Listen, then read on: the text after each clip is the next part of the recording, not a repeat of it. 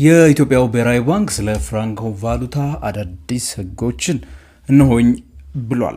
እነዚህ አዳዲስ ህጎች በተለይ ከውጭ ሀገራት እቃ ለሚያስገቡ ለተለያዩ አካላት እፎይታን የሚሰጡ ለዲያስፖራው ደግሞ ለኢትዮጵያዊው ማለት ነው ከኢትዮጵያ ውጭ ለሚኖረው በንግድ ውስጥ መሳተፍ ለሚፈልገው ትልቅ የምስራች ይዘው እየመጡ ነገሮች ናቸው። ለመሆኑ ፍራንኮ ቫሉታ ምንድነው? ለዲያስፖራው ምን ይዟል? ለሌላኛውስ ለዜጋው ለኔና ለናንተ ለሸማቾቹስ ምን ማለት ነው የሚለውን ነገር አዲሱን የብሔራዊ ባንክን መመሪያ አስታከን ፈጠን ብለን አንዳንድ ነገሮችን እንመለከታለን። ለቻናሉ አዲስ ከሆናችሁ ሰብስክራይብ በሉ። የንጋት ፖስት ነው። ከኢትዮጵያ ውጭ ካላችሁ ጆይን በሉ እያልኩኝ በዚሁ ወደ ዛሬ ቪዲዮ የምገባ ነው የሚሆነው።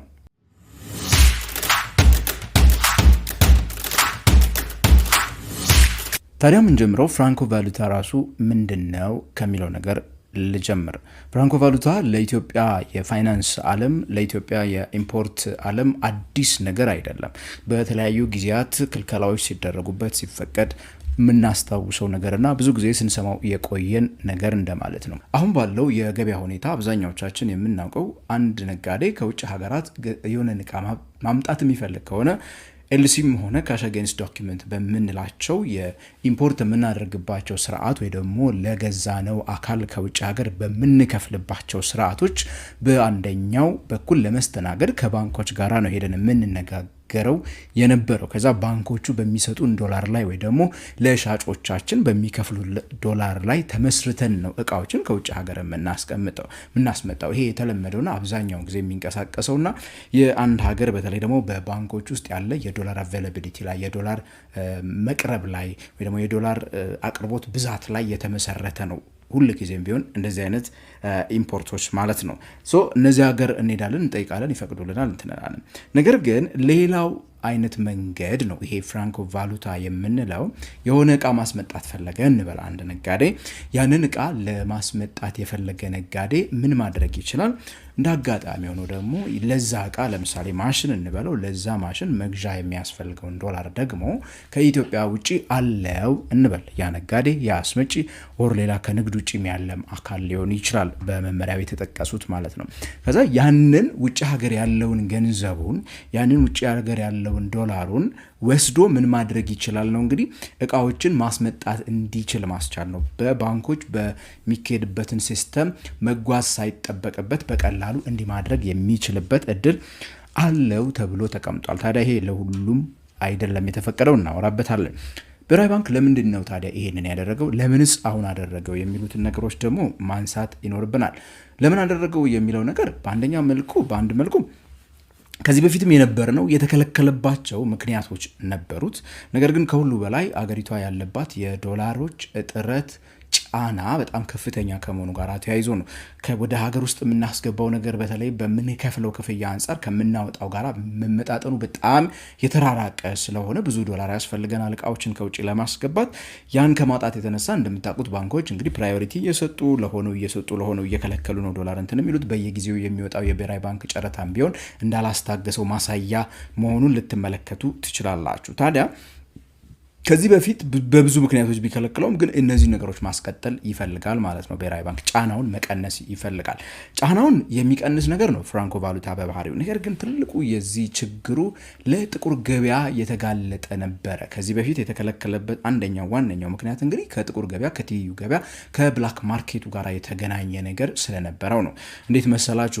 በተለይ ዶላር በገበያ ከመወሰኑ በፊት የብርና የዶላር የምንዛሬ ዋጋ ከመወሰኑ በፊት የተለያዩ ሰዎች እቃዎችን ወደ ሀገር ውስጥ ኢምፖርት በሚያደርጉበት ሰዓት በተለይ ከፍተኛ ገንዘብ ያገኙ ነበረ፣ በትርፍ ደረጃ ማለት ነው።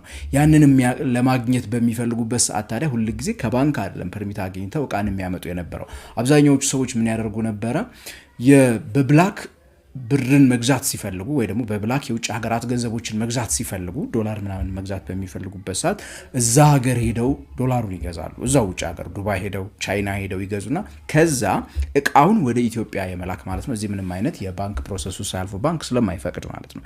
እንዲህ በሚያደርጉበት ሰዓት እንግዲህ በውጭ ሀገራቶች ብርን መሰረት ያደረጉ የጥቁር ገበያ እንቅስቃሴዎች እየሰፉ ከመምጣታቸው ጋር ተያይዞ ሰዎችም ደግሞ የተለያዩ ህገወጥ ገንዘቦችንም ቢሆን እንደዚህ እቃ ገዝተውበት ወደዚህ ሀገር በማምጣት ወደ ብር በመቀየር ህጋዊ ማስመሰል የሚችሉበት እድልን እየፈጠረላቸው ከመምጣቱ ጋር ተያይዞ ነው እንግዲህ የፍራንኮ ቫሉታ ላይ በጣም ክልከላዎች በከፍተኛ ሁኔታ እየነበሩበት እስከ መከልከል የሆነ ጊዜ የደረሰበት ማለት ነው። እንግዲህ አሁን በተቻለ መጠን በምንዛሬ ገበያው ላይ ያሉ ሉፖሎችን ለመድፈን እየተሞከረ እንደሆነ ለመመልከት ችለናል። ከፒቱፒ ትሬዲንግ ሴንተሮችን በስፋት እንዴት እየታገዱ እንዳለ እናውቃለን። ከዛ ባለፈ በፓራሌል ማርኬቱና በኦፊሻል ማርኬቱ መካከል በተለይ ይሄ የፒቱፒ ጉዳይ ከመጣ በኋላ ደግሞ በጣም እየጠበበ የመጣበትን መንገድ ልናይ እንችላለን። አሁን ትልቁ ችግር ከዛ በኋላ እንዴት ይቆጣጠሩታል ኤንቢ የሚመልሰው ጥያቄ፣ ብሔራዊ ባንክ የሚመልሰው ጥያቄ ቢሆንም እነዚህ ከሆኑ ኦኬ ነገሮችን መቆጣጠር የምንችልበት ደረጃ ደርሰናል ብለው እንግዲህ ከማሰብ አንጻር ሊሆን ይችላል ማለት ነው ወደዚህ እየሄዱ ያሉት። በሌላ መልኩ ደግሞ ኢንፍሌሽኑን መቆጣጠር ከፈለጉ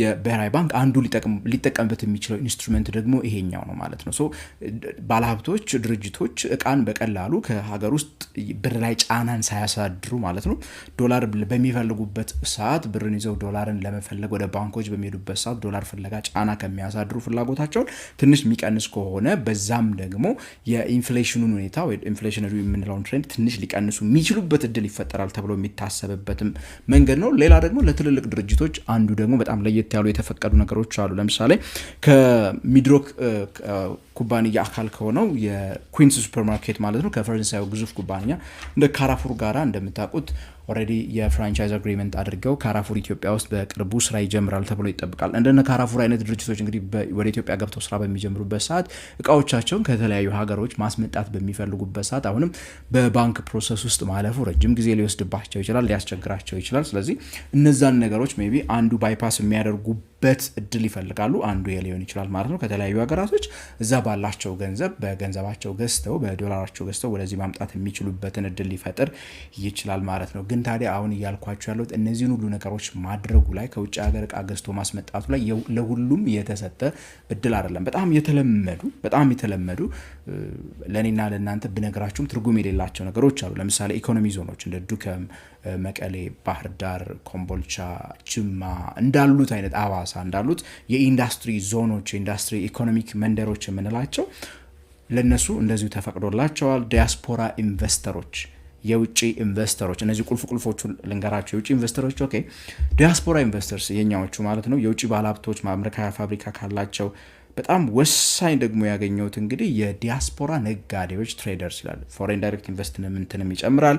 ሃይማኖት ተቋማት፣ የመንግስት ተቋማት፣ ዲፕሎማቶች፣ ኤንጂኦዎች፣ ሲቪል ሶሳይቲ ኦርጋናይዜሽንስ እያለ የሄደና በዚህ ሁሉ ውስጥ በጣም ለየት ያለችውና ሜይ ቢ እንግዲህ ትንሽ ጥቅም አላት ብዬ የማስበው ለዲያስፖራ ነጋዴዎች በችርቻሮ በጅምላ ንግድ ላይ መሳተፍ የሚፈልጉ ከሆነ ዲያስፖራ ነጋዴዎች እንግዲህ እቃዎችን ካሉበት ሀገር ወይ ደግሞ ከነበሩበት ሀገር ባላቸው ዶላር ወደ ሀገር ውስጥ ማስገባት የሚችሉበት እድሉ ተመቻችቶላቸዋል ማለት ነው። እንግዲህ ድፍረቱ ኖሯችሁ ንግድ ውስጥ መግባት የምትፈልጉ ከሆነ ድፍረቱ ኖሯችሁ በባለሀብትነት፣ በነጋዴነት፣ በኢንቨስተርነት ኢትዮጵያ ውስጥ ተመዝግቦ መስራት የሚችል አቅሙ ያለው ሰው እንግዲህ ራሱ ገንዘብ እቃዎቹን የተለያዩ እቃዎችን ወደ ሀገር ቤት ማስገባት የሚችልበት እድል ይኖራል ማለት ነው። ታዲያ ይህን መቆጣጠር ከተቻለ ነው። ምክንያቱም ከዚህ በፊት አንድ ነገር ቁልፍ ነገር አለ።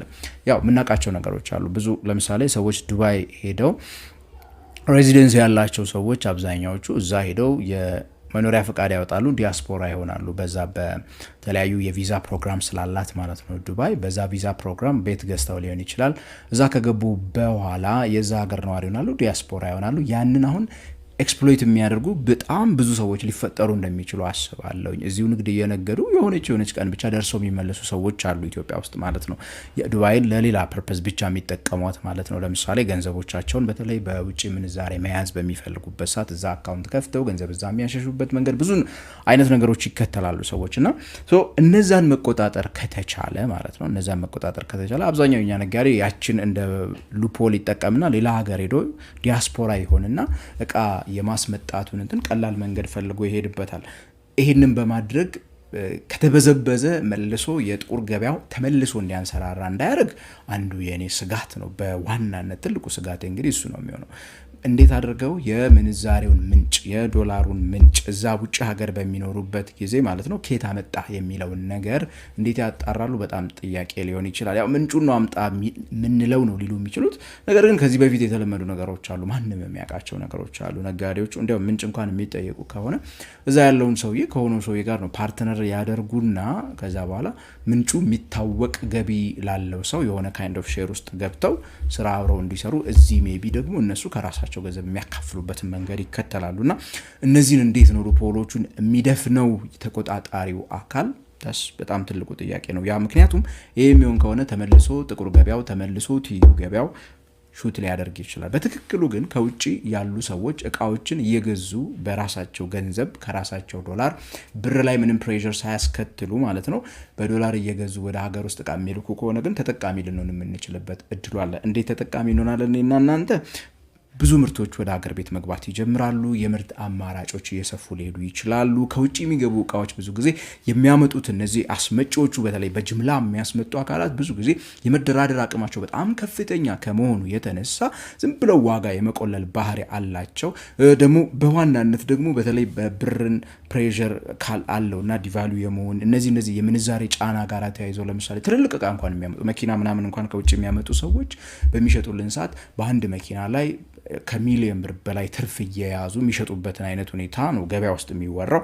እንደዚህ አይነት በጣም ልቅ የሆኑ ነገሮች ውድድር የሌለባቸውን ዘርፎች በአማራጭ መስፋት አትሊስት የተለየ ዋጋ ባይፈጥር እንኳን ተወዳዳሪ ዋጋ መፍጠር የሚቻልበት እድል ይኖራል። ያ ደግሞ የዋጋ ግሽበቱን ኢንፍሌሽኑን ለኛ ሊቆጣጠር የሚችልበት እድል ይኖራል። ግን ለሁሉም የተፈቀደ ነገር እንዳልሆነ ግን መረዳት መቻል አለብን። ከቀረጥ ነፃ ማለት ደግሞ አይደለም። በነገራችን ላይ ፍራንኮ ቫሉታ ማለት ከባንክ ነፃ ማለት ብቻ ነው። ሌሎች የቀረጥ የግብር ምናምን የታክስ ሂደቶችን አልፎ የሚገባ ነገር ስለሆነ ማለት ነው። በስፋት ግን የምንዛሪ ገበያ ላይ ጫናው ሊቀንስ ይችላል በትክክሉ ከተቆጣጠር ነው።